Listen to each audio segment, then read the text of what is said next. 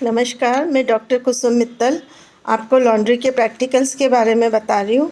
आज हम तीसरा प्रैक्टिकल स्टार्ट करेंगे, वो है विभिन्न वस्त्रों की धुलाई। उससे पूर्व मैंने आपको बताया था धुलाई क्यों करते हैं, धुलाई में काम में आने वाले उपकरणों के बारे में। अब हम देखेंगे विभिन्न तंतुओं की धुलाई। इसमें कि जो भी हम कपड़े पहनते हैं वो अलग अलग होते हैं। कोई वुलन होते हैं, कोई सिंथेटिक, कोई कॉटन होते हैं, कोई सिल्क होते हैं। हर वस्त्रों की एक ही तरह से धुलाई नहीं करी जाती है। ये सब आपने वस्त्रों के या रेशों की फिज़िकल और केमिकल प्रॉपर्टीज़ में पढ़ा था आपने। तो हर वस्त्रों की जो धुलाई होती है वो अलग अलग प्रकार से करी जाती है।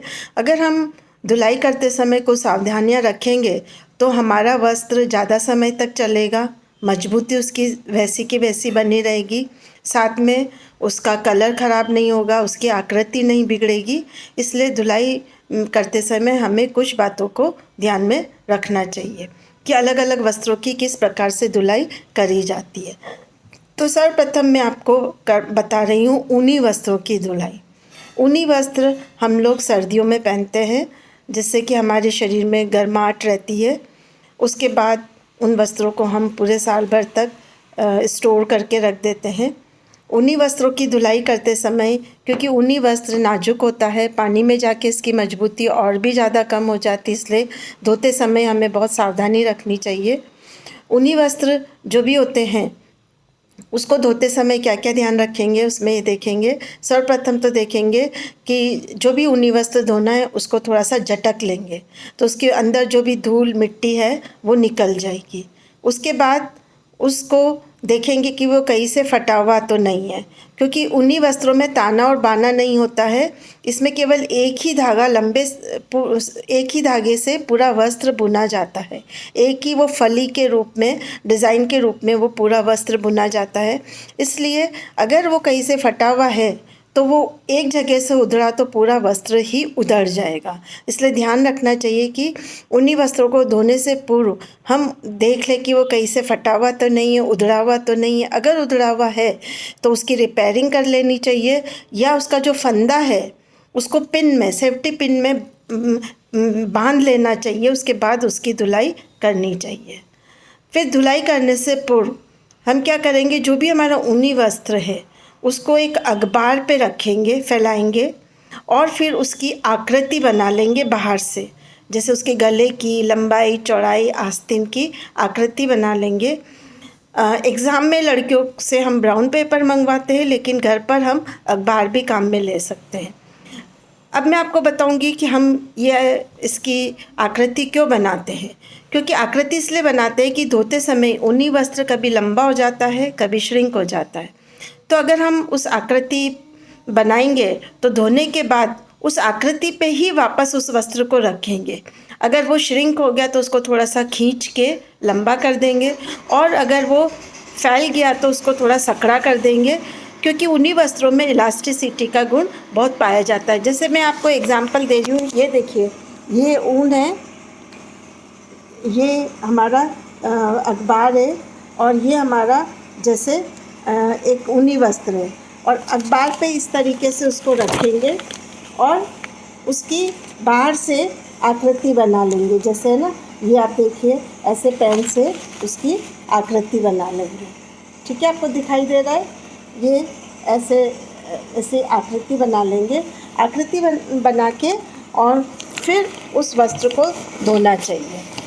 धोते समय ये देखेंगे कि एक तो ऊनी वस्त्रों को कभी भी गर्म पानी में नहीं धोना चाहिए। इसके लिए जो साबुन यूज़ करते हैं वो कम कास्टिक वाला लेना चाहिए।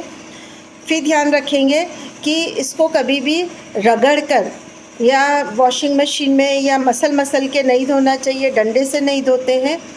फिर ध्यान रखेंगे कि ऊनी वस्त्रों को ज़्यादा देर भिगा कर भी नहीं रखते हैं पानी में, क्योंकि ऊनी वस्त्र बहुत ही नाजुक होते हैं और पानी में जाकर ये अपनी शेप, आकार सब परिवर्तित कर देते हैं। इसलिए एक तो इसके लिए बाज़ार में आजकल बहुत सारे साबुन आते हैं, लिक्विड डिटर्जेंट्स होते हैं, जैसे इजी, जेंटिल, सॉफ्ट वॉश, बहुत सारे आते हैं, वो धो सकते हैं। इमरजेंसी में कभी हमारे पास ये लिक्विड नहीं हो तो हम लोग शैम्पू का प्रयोग कर सकते हैं। वो भी नहीं हो तो घर में आंवला रीठा शीका का ही जो सिर धोने के काम आता है, उसमें रीठे को थोड़ा सा भिगाकर उसको हाथ से मसल लेंगे, उसमें जाग आ जाते हैं और उससे भी हम ऊनी वस्त्र धो सकते हैं। तो ऊनी वस्त्रों के लिए हम सबसे पहले टब में थोड़ा सा पानी लेंगे। पानी के अंदर इजी या जेंटिल डालेंगे, जितना हमारा बड़ा कपड़ा है उसके अकॉर्डिंग हम पानी और साबुन यूज़ करेंगे और उसमें उस कपड़े को डाल देंगे और उस कपड़े को फिर गूँथने एवं निचोड़ने की विधि से धोते हैं। गूँथने एवं निचोड़ने की विधि में क्या करेंगे कि जैसे हम आटा गूँथते हैं, उस कपड़े को अंदर पानी में वैसे उसके ऊपर हाथ ऐसे ऐसे गूँथ देंगे और फिर उसको वापस अंदर ही हाथ से, हल्के हाथ से उसको दबाएंगे। तो इस तरीके से क्या होगा कि उसके अंदर जो भी डस्ट है, मिट्टी है, वो सारी उस पानी के अंदर निकल जाएगी। फिर ऊनी वस्त्रों को टब में से ऐसे हाथ लेके उठाते हैं, खींच के नहीं उठाएंगे उसे, उसको धीरे से इस प्रकार से उठाएंगे। फिर उसको साइड में रखेंगे। ऐसे उसको 1-2 बार करेंगे जिससे वो साफ़ हो जाएगा और इसी प्रकार से उसको रिंस भी करेंगे या खंगालते भी हैं।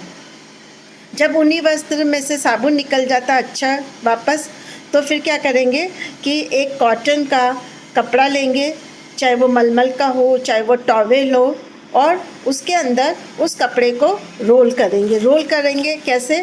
जैसे ये मान लो कपड़ा है, ये कागज़ है, कपड़ा है और ये धुला हुआ कपड़ा है, उसको ऐसे ऐसे रोल करेंगे। देखिए आप, ये दो, इसमें से एक कपड़ा है, एक और एक धुला हुआ कपड़ा है, उसको इस तरीके से हम रोल करेंगे।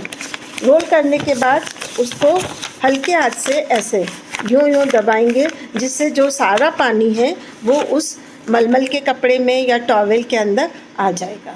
अब आपका कपड़ा धुल गया है। धुलने के बाद उस कपड़े को वापस किस पे रखेंगे? अखबार पे, जहाँ पर आपने उसकी ड्राफ्टिंग बनाई, आउटलाइन बनाई है, उसी पे रखेंगे।